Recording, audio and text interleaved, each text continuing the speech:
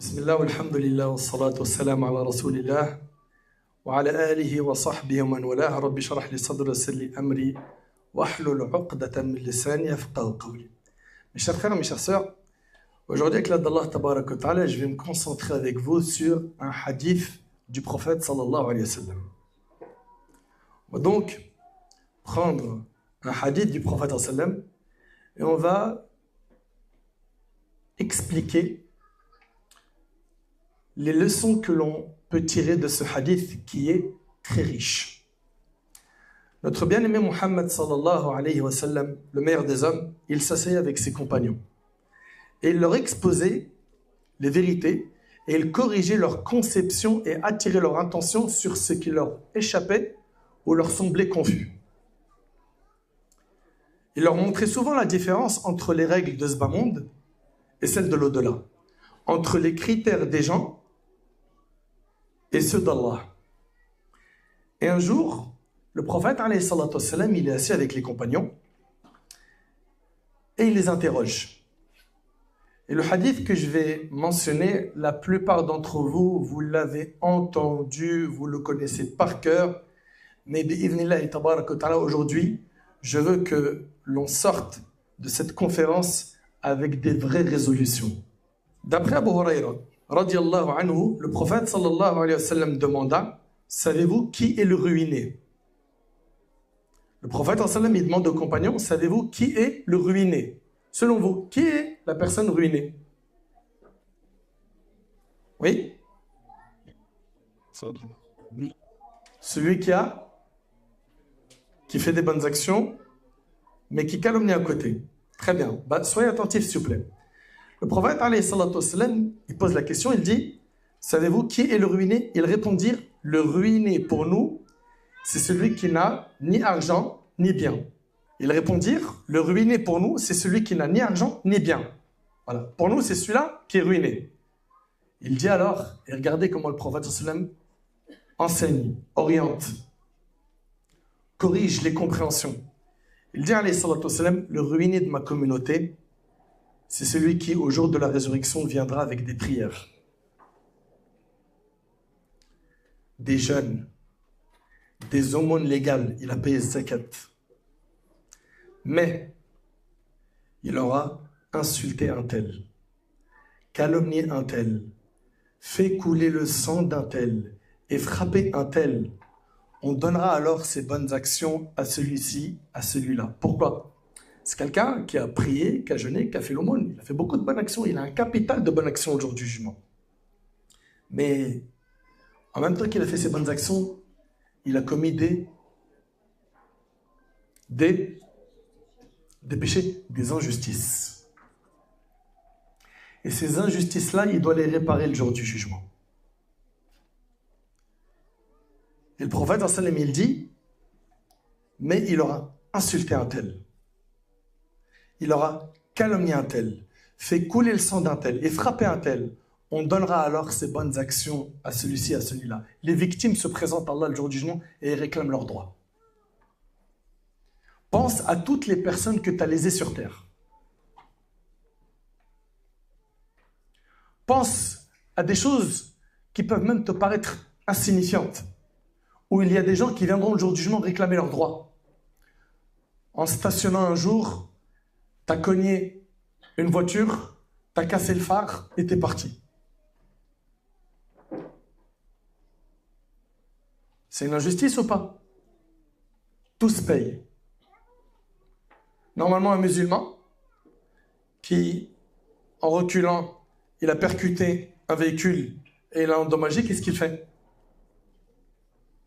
Tu laisses ton numéro sur une feuille, sur un pare-brise, et on te rappelle et tu assumes. Et il vaut mieux assumer sur terre que d'assumer le jour du jugement. Parce qu'assumer le jour du jugement, ça implique que tu vas distribuer tes bonnes actions. Tu es parti en Umrah, tu étais heureux. Tu es parti au Baqiya, tu as assisté à beaucoup d'enterrements. Tu as lu énormément le Coran. Tu avais des cours de Coran hebdomadaires. Tu apprenais, tu révisais. Tu as même fait une khatma, tu as appris le Coran. Après, tu as passé des ijazas. t'as enseigné l'arabe, t'as enseigné la religion, t'as fait beaucoup de rire, t'as fait énormément de belles choses. Sauf que le souci, il est où? En face, t'as fait du tort aux gens. Ces gens, déjà sur terre, ils ont du mal à pardonner. Est-ce que tu penses que le jour du jugement, ils vont dire Moussamah? Sur terre, les gens, malheureusement, ils ne pardonnent pas facilement. Le jour du jugement, la situation ne sera pas facile. Donc ça veut dire que toutes les injustices que tu as faites, toi qui m'entends et qui es encore en vie, fais le nécessaire pour qu'après cette conférence, tu répares immédiatement le tort que tu as fait. Wallah, et que c'est pour ton bien. Le prophète, alayhi salatu wassalam, il dit, on donnera alors ses bonnes actions à celui-ci, à celui-là. Et si ces bonnes actions s'épuisent avant que l'on ait réglé ses comptes, imagine-toi, tes victimes sont tellement nombreuses le jour du jugement, ils viennent, ils te déplument, tu n'as plus de bonnes actions. Mais il y a encore des victimes, ils réclament leurs droits. Et toi, tu n'as plus de bonnes actions à donner. Qu'est-ce qui va se passer? On prendra leurs péchés et on les mettra sur ton compte. Le prophète, il dit, et si ces bonnes actions s'épuisent avant que l'on ait réglé ses comptes, on prendra alors une partie de leurs péchés et on l'en chargera. Ensuite, il sera jeté dans le feu, et c'est rapporté par Muslim. Ensuite, il sera jeté dans le feu. Qu'Allah nous en préserve. Ce feu que personne d'entre nous ne peut supporter. Une bougie sur terre, tu n'es pas capable de mettre ton doigt et de rester quelques secondes à supporter sa chaleur. Imagine-toi le feu de l'enfer. Enfin, mes frères et mes sœurs, on va vivre avec un hadith qui est très riche, qui est dense. Et on va, bi'idhnillah subhanahu wa ta'ala, essayer de tirer un maximum de leçons. Mais déjà, dès le départ, comprendre une chose. C'est que le prophète, il nous parle ici du ruiné en disant que c'est quelqu'un qui a fait beaucoup de bonnes actions. Mais il a fait du tort aux gens. Et ce tort, il ne l'a pas réparé sur terre. Et donc, il va rembourser avec ses bonnes actions. Et s'il n'en a plus, il prendra les péchés des autres. Ils seront mis sur son compte. Les compagnons parlèrent au prophète des ruinés de ce monde. Et lui, il leur parla des ruinés du jour du jugement. Les compagnons évoquèrent une ruine passagère. Et le prophète leur décrivait une ruine qui dure longtemps. Ils mentionnèrent une ruine qui n'affecte pas forcément la religion. Ils ont dit quoi? Ils ont dit au prophète, le ruiné, c'est celui qui n'a ni argent ni bien. Donc ils mentionnèrent une ruine qui n'affecte pas forcément la religion. Mais le prophète parla d'une ruine qui mène en enfer, qu'Allah nous en préserve. Dans cette vie, l'homme déploie tous ses efforts pour protéger ses biens et éviter la faillite. Alors celui qui cherche réellement le salut devrait être encore plus vigilant à préserver ses bonnes actions, de peur qu'elles ne soient perdues le jour du jugement et de ne pas faire partie des véritables ruinés le jour du jugement. Nous sommes sur terre dans une terre d'efforts et d'œuvres. Et le jour du jugement, ça sera le jour de la rétribution, du jugement sans pouvoir œuvrer. C'est-à-dire que c'est maintenant, l'intelligent parmi nous, maintenant, il se prend en main. Maintenant, il corrige le tir. Maintenant, il demande pardon à ceux qu'il a lésés.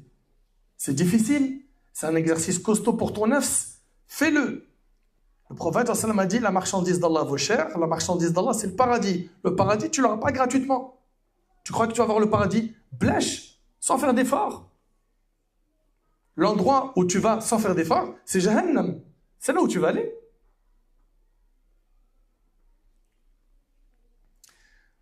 Le jour du jugement sera le jour de la justice parfaite, où chaque droit sera pleinement rendu et où toutes les injustices seront réparées. Allah tabarak wa ta'ala dit يَوْمَ تَجِدُ كُلُّ نَفْسٍ مَا عَمِلَتْ مِنْ خَيْرٍ مُحْضَرًا وَمَا عَمِلَتْ مِنْ سُوءٍ. Le jour où chaque âme trouvera devant elle le bien qu'elle aura accompli, de même que le mal qu'elle aura commis. Le jour du jugement, tout sera exposé. Tes bonnes actions et tes mauvaises. Allah Ta'ala dit le jour du jugement, l'homme, il se souviendra de ce qu'il avait fait. Mais à quoi lui servira? C'est trop tard. C'était maintenant, pendant que tu étais vivant, qu'il fallait que tu fasses le nécessaire pour ne jamais faire du tort, ne jamais léser quelqu'un. Et attention, Quand on parle de léser quelqu'un, on parle de léser n'importe qui parmi les fils d'Adam, musulmans ou non musulmans. Grand, petit, homme, femme. L'injustice est haram dans notre religion. Elle est interdite. Allah Ta'ala, dans le hadith d'Abi Dharr qui est rapporté par Muslim, Allah nous dit: je me suis interdit l'injustice et je l'ai rendu interdite envers vous-même, ne soyez pas injustes. Allah, il a interdit l'injustice. Faites-y attention. Écoutez avec moi, s'il vous plaît, ce verset. Allah Ta'ala dit: وَنَضَعُ الْمَوَازِينَ الْقِسْطَ لِيَوْمِ الْقِيَامَةِ فَلَا تُظْلَمُ نَفْسٌ شَيْئًا وَإِنْ كَانَ مِثْقَالَ حَبَّةٍ مِنْ خَرْدَلٍ أَتَيْنَا بِهَا وَكَفَى بِنَا حَاسِبِينَ. Au jour de la résurrection, nous dresserons une balance juste, si bien que nul ne sera lésé et tout sera pris en compte. Personne ne subira une quelconque injustice de la part d'Allah. Si bien que nul ne sera lésé et tout sera pris en compte, fût-ce du poids d'un grain de moutarde. Et pour demander des comptes, nous suffisons largement. Selon Budar radiallahu anhu, il a dit: le messager d'Allah alayhi salatu wassalam a vu 2 brebis qui se cognaient à coups de corne. Il dit: ô Abu Dhar, sais-tu pourquoi ils se cognent à coups de corne? Je répondis: non. Il dit: mais ton Seigneur le sait. Et il rendra justice entre le jour du jugement. Allahu Akbar. Et c'est rapporté par Ahmad al-Tabarani. Et d'après Abu Huraira, le prophète a dit: les créatures se rendront mutuellement justice les unes envers les autres au point que la bête sans cornes prendra son droit sur celle qui a des cornes. Et même la fourmi prendra son droit d'une autre fourmi. Et c'est rapporté par Ahmed. Une question. Si la justice va être établie entre les fourmis, entre les animaux, tu penses que nous, on va y échapper?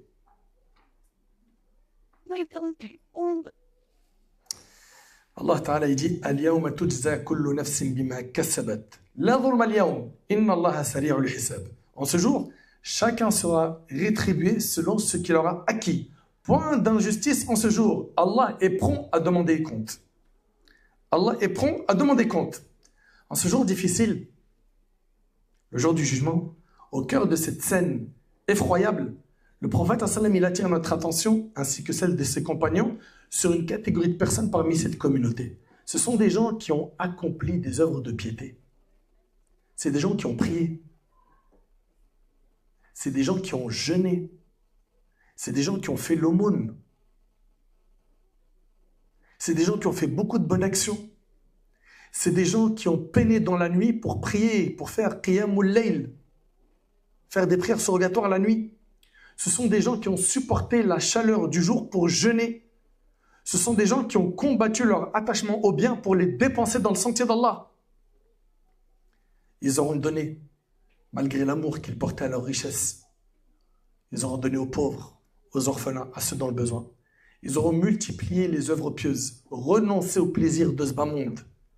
Et ils auront délaissé ce qu'ils aimaient pour obtenir l'agrément et la récompense d'Allah Tabaraka wa Ta'ala. Ils auront été sincères dans leurs bonnes actions. Au point, et c'est là le point que je veux que vous enregistriez. Ils auront été sincères dans leurs bonnes actions au point où Allah il a accepté leurs bonnes actions. C'est-à-dire que c'est des a'mal. Qubilat min Allah subhanahu wa ta'ala, c'est des actions qu'Allah il a acceptées. C'est bon.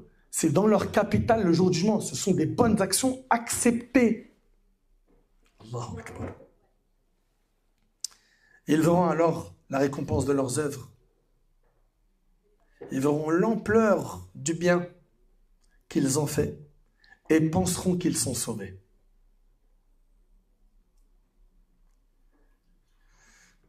Qu'il ne leur reste plus qu'à recevoir la permission d'entrer au paradis. Mais la surprise sera tout autre. Comme cela est rapporté dans un hadith d'Ibn Mas'ud radiyallahu anhu. Le hadith est rapporté par l'imam al-Bayhaqi. Le prophète alayhi salatu wassalam a dit, s'il vous plaît, écoutez bien. Le prophète alayhi sallam a dit, certes, le registre d'un homme lui sera dressé le jour du jugement au point où il verra qu'il est sauvé. Il voit son registre, il voit les bonnes actions. Alhamdulillah, c'est bon. Pour lui, pour elle, ils sont sauvés. Ils voient le registre, pour eux, tout Tout est validé. Énormément de bonnes actions. C'est bon, on a validé. Regardez la suite du hadith. Alors les injustices des enfants d'Adam ne cesseront de le suivre jusqu'à ce qu'il ne lui reste plus de bonnes actions et il sera chargé de leurs péchés. Vous voyez, quand le prophète dit, savez-vous qui est le ruiné? C'est cette personne-là qui voit son registre avec plein de bonnes actions. Il pense qu'il est sauvé. Sauf que, il y a du monde qui t'attend. La liste des injustices, elle a été longue dans ta vie. Paye. C'est le moment de payer la facture. Alors, qui aimerait être surruiné le jour du jugement?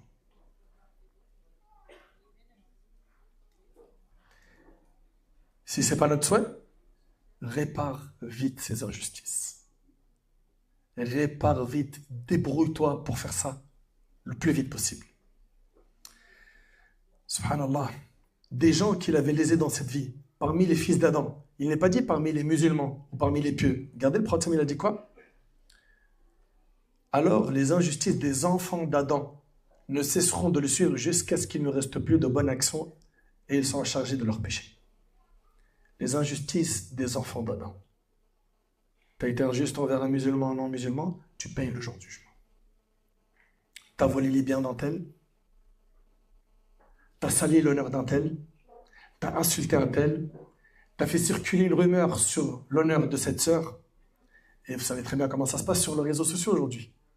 Il suffit qu'un homme ou une femme dise sur une personne quelque chose de sombre, rapidement c'est relayé, sans aucune vérification.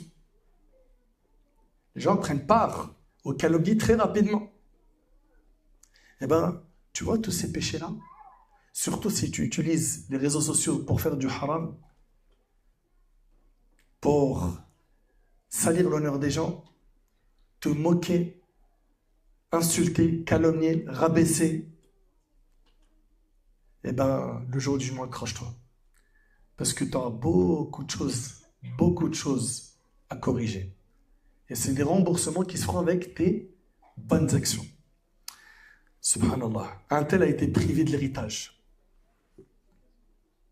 Zulman wa udwana. Hagara. T'en auras pas. Ok? Eh bien, le jour du jugement, accroche-toi. Un tel a fait des fausses accusations. Un tel a propagé des mensonges sur les gens. Un tel a sali l'honneur d'un de ses frères ou d'une de ses sœurs. Un tel a été violent physiquement envers quelqu'un. Il l'a amoché, voire il l'a tué. Mais wallah, le jour du jugement, tout ça, ça se répare. Comment? Avec tes hasanats. T'en as pas, prends les péchés des gens. C'est celui-là le ruiné. Un tel a subi des violences verbales. Un autre, c'est des harcèlements. Un autre, on a volé son argent. Ou bien l'autre, c'était un professionnel dans les arnaques. Il trompait les gens dans le commerce. Il trompe sur la qualité du produit. Yawm al-Qiyamah, tu n'es pas prêt de ce qui va t'arriver si tu ne te repens pas vite de ces injustices. Tu fais de mauvais calculs. Tu réfléchis mal. Un tel, il n'a pas payé un employé ou il l'a sous-payé. Les hagra qu'on voit aujourd'hui là, il ne le paye pas. Ou bien il ne rembourse pas la dette volontairement. Il a l'argent, mais il ne lui rembourse pas sa dette. Ces injustices-là, Yawm al-Qiyamah, tu les payeras. Si tu ne t'es pas repenti. Mais attention, le paiement, Yawm al-Qiyamah, c'est avec, je le répète, tes bonnes actions. Imagine, tu n'en as pas beaucoup.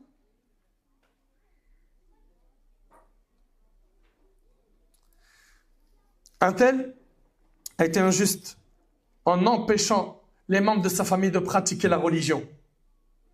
Il combattait ses enfants parce qu'ils faisaient salat. Ou parce que la sœur, elle voulait être pudique.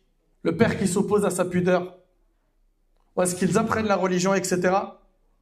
Fais attention à ce que tes enfants ne deviennent pas tes adversaires au jour du jugement. Crains ton Seigneur.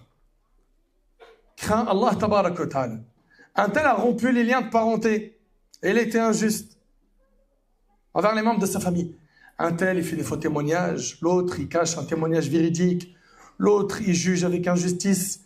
Alors qu'il connaît la vérité, l'autre accepte la corruption, le pot de vin. Ces injustices se payent. Ces injustices se payent. Dans les couples, Wallahi al-Azim, je le jure par Allah, mais des histoires qui déchirent le cœur.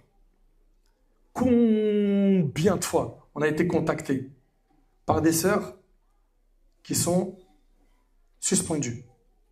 Il a disparu, il ne l'a pas divorcé.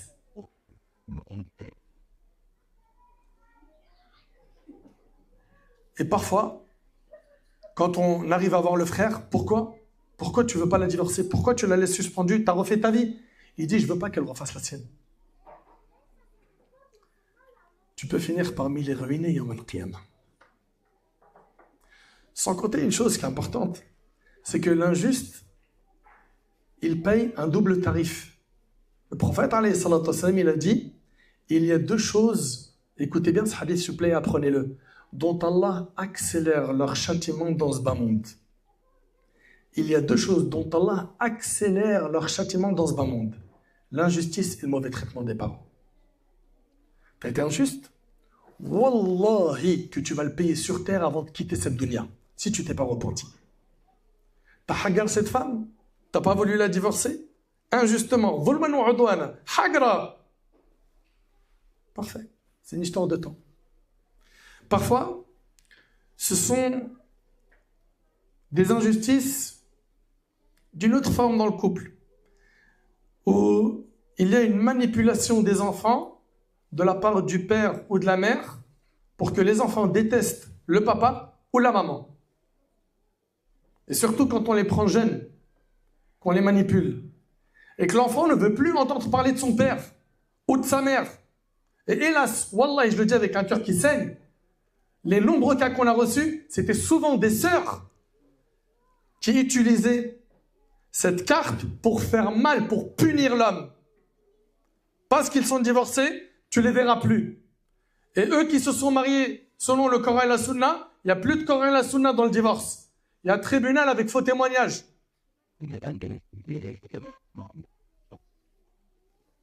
La religion d'Allah, c'est quand vous voulez.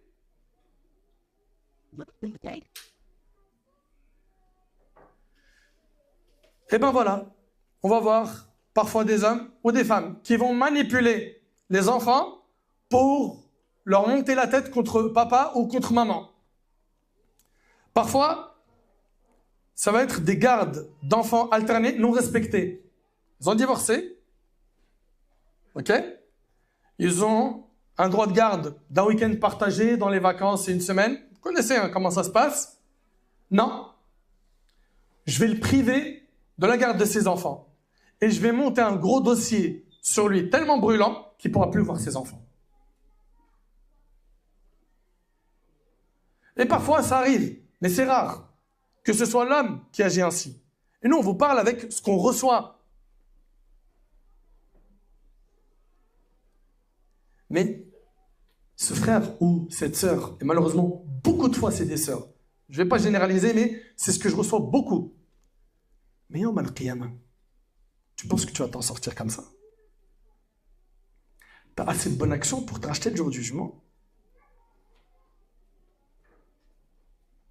Tu es solide? Tu es prête à affronter ce jour? Tu t'en es sorti sur terre. Tu l'as écarté de ta vie. Ça, il n'est plus là. Mais le jour du jugement, tu vas faire quoi? Quand il dira à Allah, ya Allah, elle m'a lésé dans ma chair. Mes enfants, je n'ai pas pu les voir. Je pleurais des mois et des semaines pour entendre leur voix. Je ne pouvais pas. Qu'est-ce que tu vas faire ce jour-là? Comment est-ce que tu comptes t'en sortir? Tu peux réussir à manipuler qui tu veux sur terre. Mais Yawm al-Qiyamah, la facture se paye complète si tu t'es pas repenti. Parfois, c'est aucun droit de visite des enfants. Le frère, il monte un dossier monstrueux et elle n'a pas de garde. Elle ne voit plus les enfants. Ou l'inverse. Et je peux vous dire que ça fait des années qu'on en prend des médiations de couple. Et aussi avec l'expérience de beaucoup de chouyoukh et d'imams qu'on côtoie, malheureusement, souvent, ça va être des sœurs qui vont punir le mari au moment du divorce, et elles vont lui arracher sa chair. Tu verras plus tes enfants. C'est une injustice. Il faut s'en repentir vite. Il faut s'en repentir vite.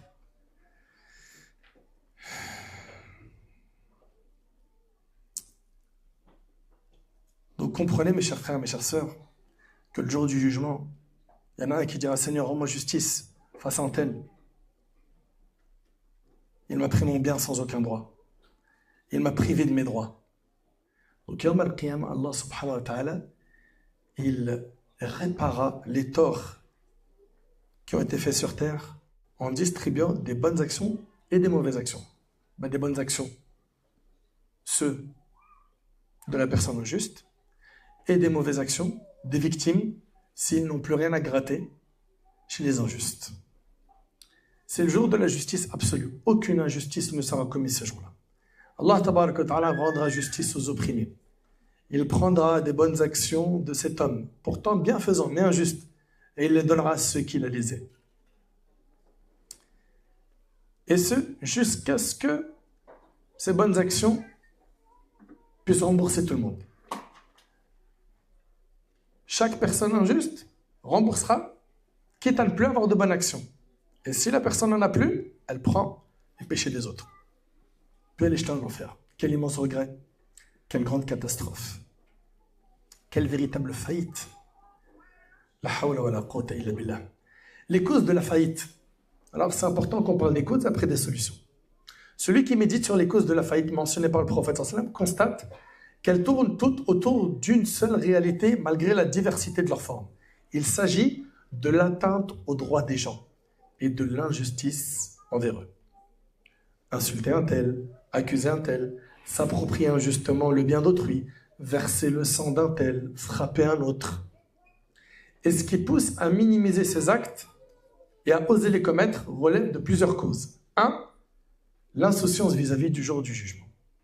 L'insouciance, c'est une maladie très grave. C'est quoi l'insouciance? C'est le fait d'oublier l'au-delà en misant uniquement sur la vie d'ici-bas.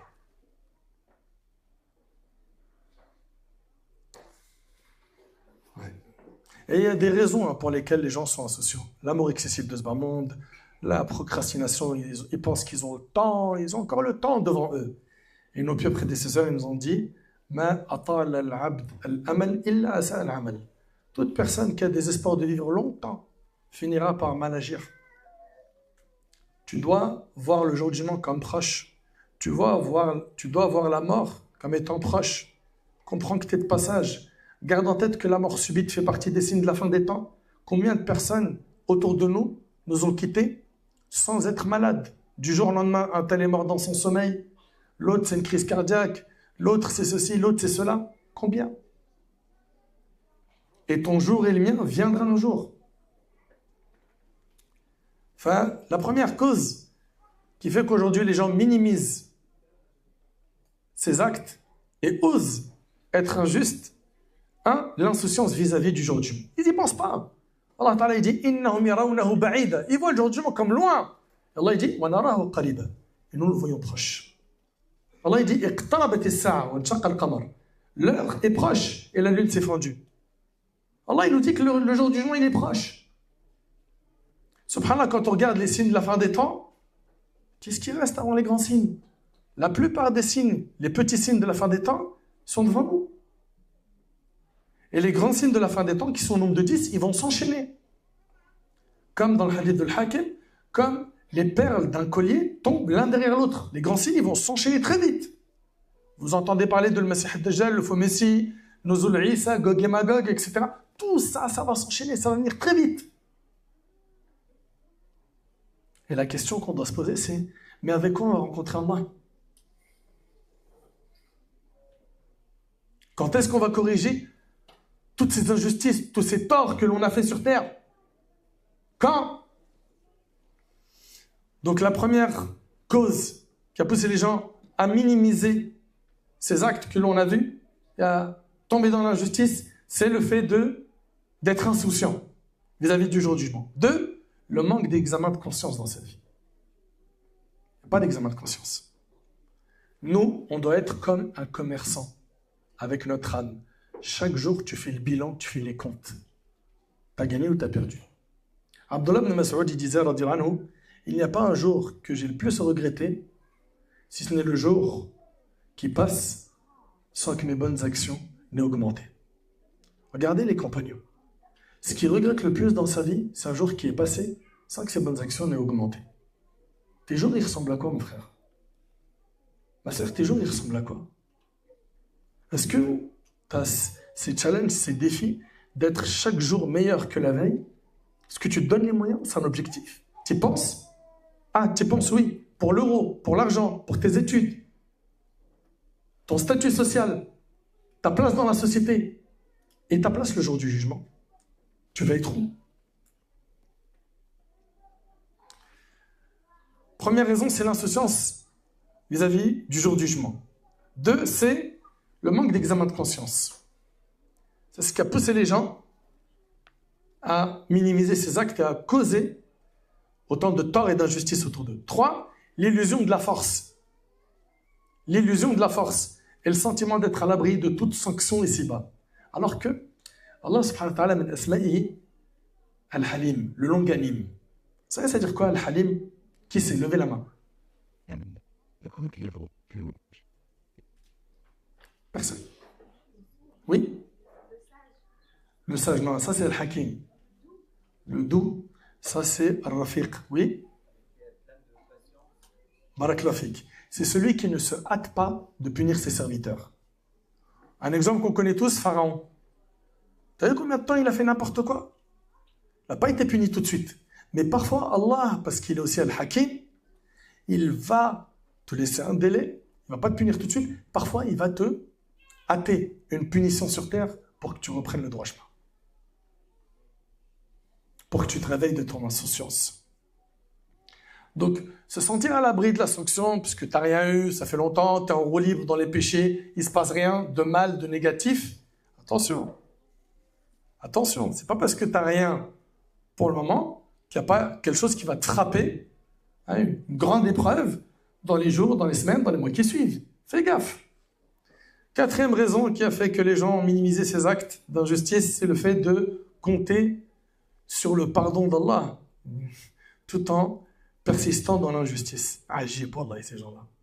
Il dit, ouais, c'est vrai, lui, je lui ai pris son héritage, mais après, t'as vu ce qu'il m'a fait aussi, hein. T'as vu, et il justifie le haram. Et après, il te balance, Allah, il est pardonneur, il est miséricordieux. Et il est aussi durant le châtiment. Et là, il ne s'agit pas du droit d'Allah, yawm al-qiyamah ici. Il s'agit du droit des gens. Les gens, ils vont réclamer leurs droits. Si déjà sur terre, les hommes ne pardonnent pas, imaginez-vous le jour du jugement. 5e raison, et c'est la dernière, qui a fait que les gens aujourd'hui minimisent ces actes, le tort qu'ils font aux gens, les injustices, c'est la mauvaise fréquentation et les influences de l'entourage. Donc on a cité 5 points. L'insouciance vis-à-vis du jour du jugement. 2, le manque d'examen de conscience. L'illusion de la force, se sentir à l'abri ici-bas. Le fait de compter sur le pardon d'Allah, alors qu'il ne s'est pas repenti. En fait, c'est ça la kata. Il se repent, bien sûr. Pense du bien d'Allah, qu'Allah il va te pardonner. Qu'Allah, il est clément, il est miséricordieux, il va te faire miséricorde. Mais toi, tu fais du mal, tu ne te repens pas, et tu dis, mais de toute façon, là, il va me pardonner. 5, la mauvaise fréquentation. Taïb, les causes du salut face à la faillite.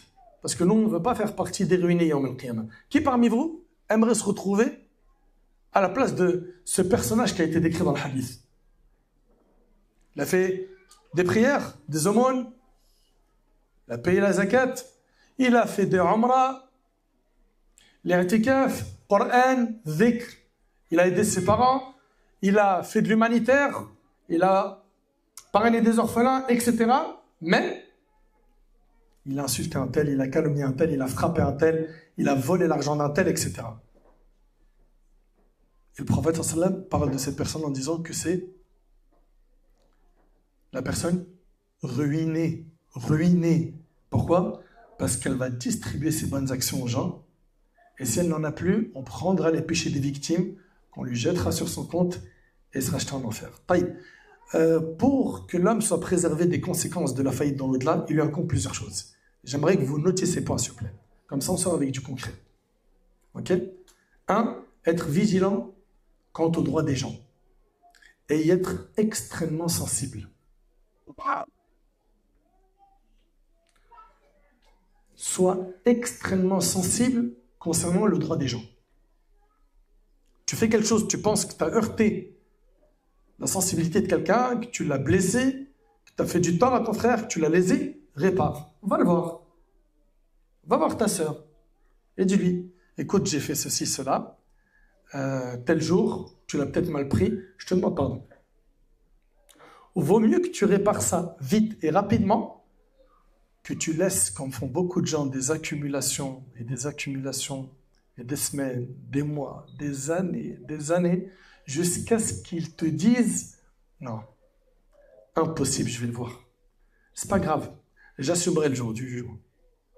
T'assumeras le jour du jugement. T'es sûr de cette parole? Mohammed ibn Wasi'a, rahimahullah, un parmi les pieux prédécesseurs, écrivit à l'un de ses frères. Il a dit, si tu peux te coucher le soir en ayant les mains pures de tout sang illicite, le ventre préservé de toute nourriture interdite et le dos léger de tout bien acquis illicitement, alors fais-le. Si tu y parviens, nul reproche ne pourra t'atteindre.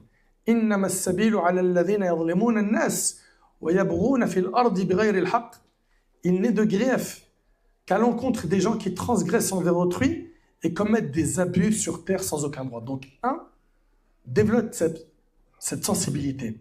D'accord?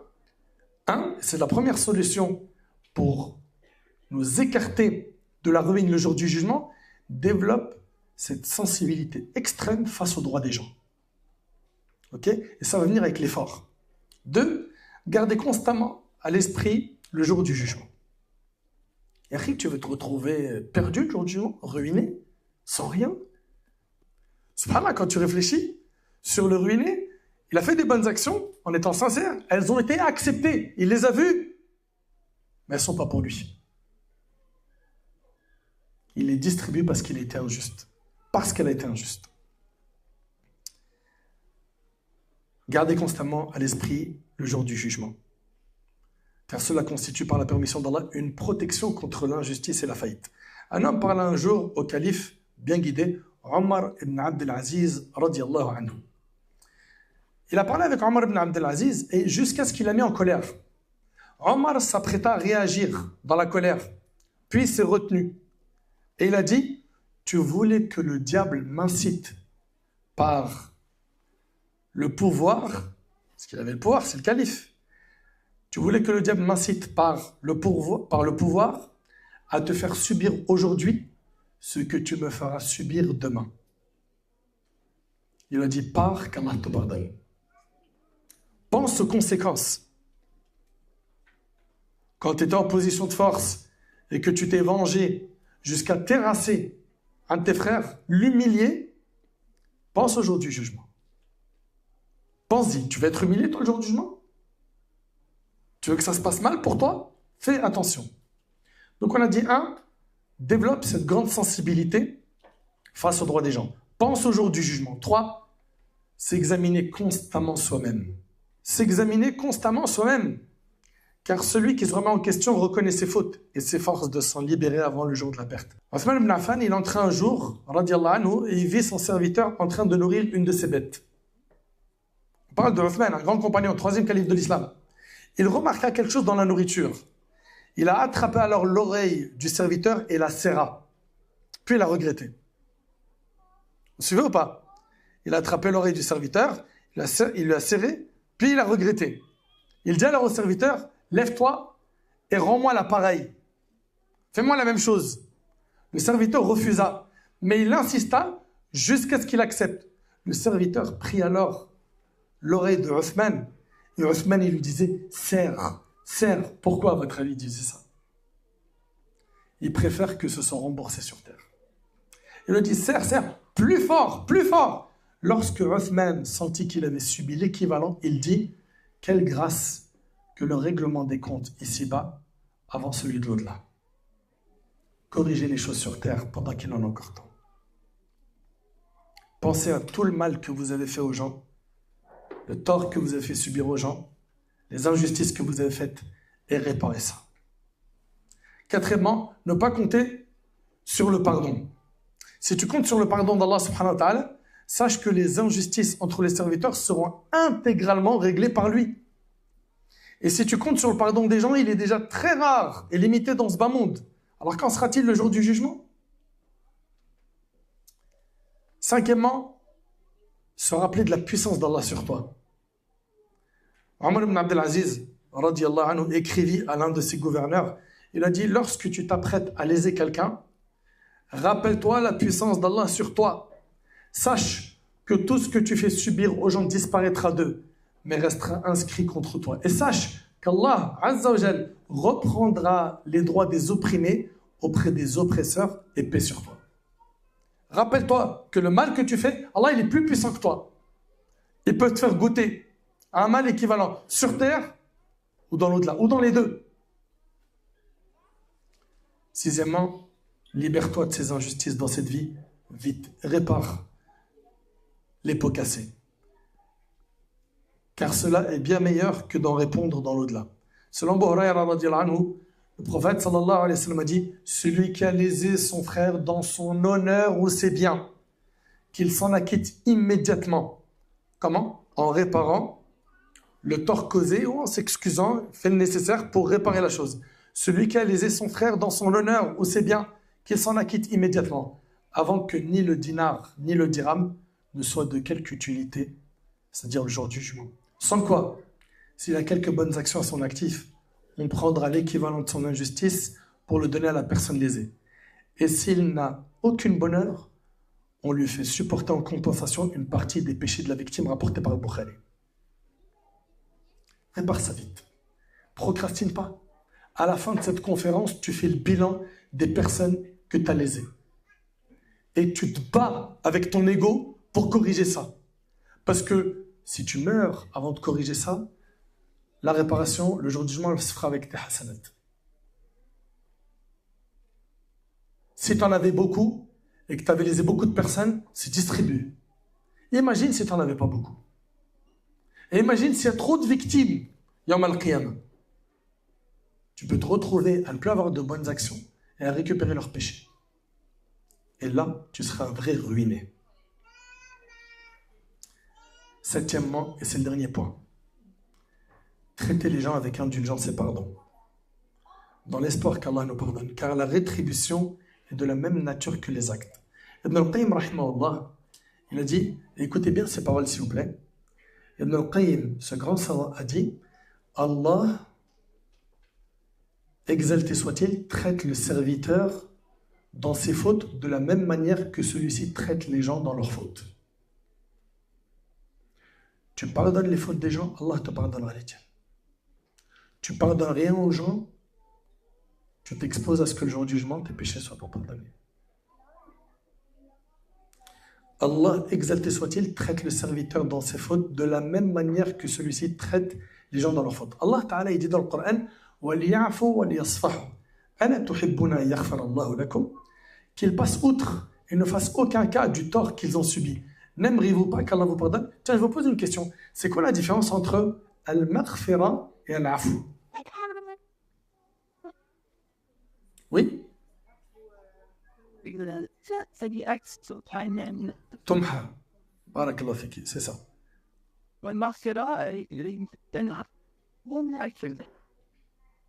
Jazakillah khair, c'est ça. En fait, al-maghfira, Allah il est ghafour, n'est-ce pas? Il est pardonneur. Et on va souvent traduire al-afu par aussi le pardonneur. C'est pas précis. Al-maghfira, c'est le fait qu'Allah subhanahu wa ta'ala te tient pas compte de ton péché, mais il figure toujours dans ton registre. C'est-à-dire, le jour du jugement, ton péché il est inscrit dans ton registre, mais t'en tiens pas rigueur. Al-afu, c'est que dans ton registre, il y a plus péché. Vous voyez? Si toi tu veux que Yawm al-Qiyamah, Allah il efface complètement, qu'Allah te bénisse. Si toi tu veux que le jour du jugement, eh ben, tes péchés soient effacés de ton registre, eh bien, apprends à effacer de ton cœur les fautes, les erreurs des gens. Les effacer. Parce qu'on a des gens aujourd'hui qui disent je pardonne, mais son cœur, il est ma'ammar, il est chargé à bloc. C'est juste une parole de la langue. Af, c'est j'ai plus rien dans mon cœur. Ya Allah, je l'ai pardonné pour toi. J'ai tout effacé pour toi. Et je l'ai fait parce que je t'aime. Et c'est parce que j'ai espoir que tu fasses la même chose de moi le jour du jugement. Donc apprenons à pardonner de cette manière et surtout demandons à Allah subhanahu wa ta'ala de nous préserver de l'injustice, de nous préserver de faire du tort à ceux et celles qui nous entourent et ceux et celles parmi nous qui ont fait du tort, qui ont lésé autrui. Allah yahfazkum, c'est maintenant. C'est maintenant. Ne laissez pas cette conférence prendre fin sans avoir pris la ferme résolution juste après de planifier comment je vais corriger les torts, les injustices que j'ai fait. Là, tu seras sorti avec du concret. Autrement, tu n'es qu'un consommateur de conférences. Et nous, on n'écoute pas des rappels pour dire à la fin « Ah, c'était bien, ceci, cela », et on commente ça comme si c'était un match de foot. C'est pas ça qui est voulu. Nous, on est censé écouter et mettre en pratique. De cette manière-là, ce savoir, cette science nous a été utile. Autrement, ça sera une science qui ne t'a pas été utile et peut-être même un argument contre toi le jour du jugement. Enfin, j'implore Allah subhanahu wa ta'ala de nous préserver de l'injustice. J'implore Allah subhanahu wa ta'ala de nous pardonner nos manquements et nos erreurs. Et j'implore Allah subhanahu wa ta'ala de nous faciliter la réparation des injustices que l'on a commis et qu'Allah tabaraka wa ta'ala nous facilite de réparer les torts que l'on a fait avant que l'on quitte cette dunya. Sallallahu tabaraka wa ta'ala yanfa'ni bima qultu wa yanfa'akum bima sami'tum. هذا ما أعلم الله عز وجل أعلى